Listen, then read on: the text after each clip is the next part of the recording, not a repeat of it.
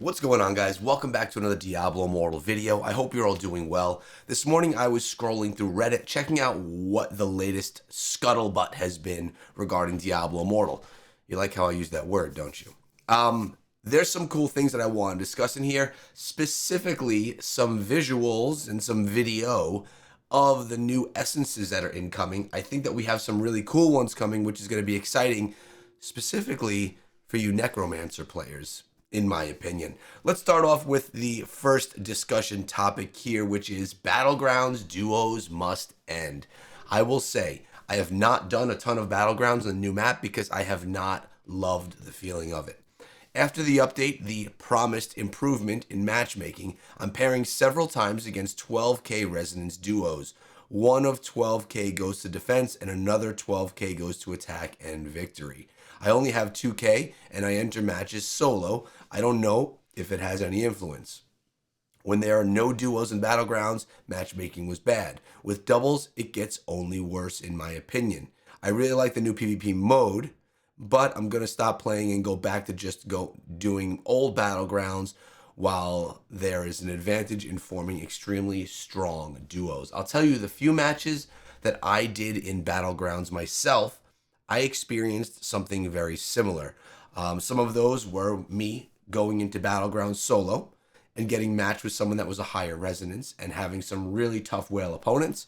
And others were just pairing with friends that happened to be whale opponents. And then obviously the outcome was, as you would expect, some really devastating matches for yours truly. By the way, I sit around 3,500 in resonance. So I actually really love the idea of being able to matchmake and go in duos in Battlegrounds. It's the ability for us to finally play alongside of friends a little bit more directly. I think that's a good play, obviously, and this is always going to be a thing to worry about inside Diablo Immortal, is matchmaking. If matchmaking is unbalanced, it's going to be a poor experience for some of the players. I remember back in the day when I played Halo 3, the better you were, the more wins you pulled in, the higher you would go up in the rankings. And you would face people of the same ranking. That worked because there was no pay-to-win mechanic. You couldn't pay your way to strength that would help you get there. In Diablo Immortal, you have that pay-to-win mechanic, which skews the scale of matchmaking. It makes it a lot more difficult. But at the end of the day, if you have whales that are fighting up in gold plus, or even a lot higher, when you get these people down in platinum, they shouldn't be platinum and silver shouldn't be fighting against players that are up that high. It just it doesn't have a good outcome, and it's not fun for players. Additionally, though, with the duo matching, it makes it a lot more complex. All right, the next one I think is actually funny. For the love of God, remove the Authenticator Rewards tab. Man, I couldn't agree more. That thing still lights up for me every single day, even though I've gone through the process. It's moved in time zone. Yeah, it's always there. So is the turn on Sanctuary's call notification. It keeps coming back and giving me something that I am supposed to do with a red dot, which is annoying. Specifically, if I'm someone that doesn't want to turn on Sanctuary's call. It's just a really frustrating and annoying reminder, I guess you could say. All right, so we have some of these previews of these new essences. As I said, these look really cool. Let's take a look right here.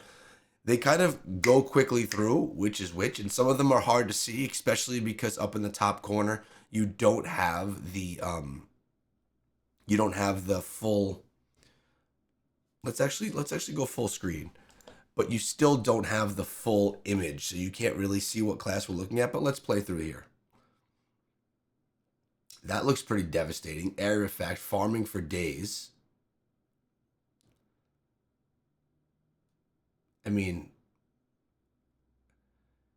there we go. That's the Necromancer right there, riding on a rhinoceros.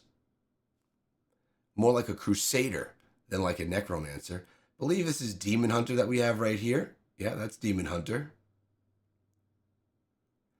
I love that we're getting this little preview. This is from the Chinese build that's already testing out these new essences. What do we have? Tempest right here doing a little messing around at the test dummy. Tempest doesn't look as cool. And what is this? Monk? No, this is Crusader. This is a Crusader running around with some nice shield that it has. All right, so we're going to see what that all comes to look like in the end. But I'll tell you, it looks pretty cool. Specifically this one, which, is that a wizard? It's really hard to see what we're looking at right there. I believe it's a wizard. Looking at some of the other things coming out of it. But yeah, the rhinoceros is one of the coolest looking ones. We're going to take a little bit of a closer look at that because we have another video right here of the rhino again. Let's go in here full screen. Let's get this right from the start. This is featuring the necromancer itself. Look at the size of this rhino that you're riding. Oh, wait a second. Maybe it was the necromancer that had the spinning circles around it, because right now that's what we're seeing here again. I mean, this looks like farming like crazy. Let's replay that one. I just changed to the Crusader, trying to build one of the strongest classes, the biggest damage dealers in the game. Now we're looking at essences like this, and it's making me think, wow, it may be worth checking out the necromancer again, because this thing looks nasty. Actually, wait a second. That looks like a... Is that the wizard? No, wait. When you look on... Let's pause at the beginning. There's a shield right there. I believe that's a shield. So I believe this is the necromancer. Really cool stuff, though. Either way, looking forward to the new essences. A lot of times I don't get so excited about them, but this time around I think that they're actually bringing some cool essences. Someone talking about Winds of Fortune, asking if you save the stuff and it goes into your bag, into your mail, if it gets reset with the battle pass. And I do this with my daily blessings. Every time I get my blessings, they go to my mail. I claim them on Mondays. They don't include battle points though.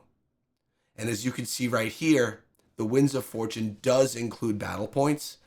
I don't know the answer here, to be honest with you, but if anything included battle points, and if the battle pass is about to end, I would use them. So actually my thought here, and this is not a 100% answer, I think you would lose these battle points because they are for the battle pass that you're currently on. So I can't see how you'd be able to use battle pass points from a previous battle pass on the incoming battle pass. So I would use those. I wouldn't just waste them. By the way, the new battle pass does launch in about 2 days from now. I believe it's on the 10th. We're going to be seeing that. So let me know what you guys think of these new essences. They look really cool to me. I'm excited about it. Can't wait for them to come to the game. Hopefully we'll be seeing them soon.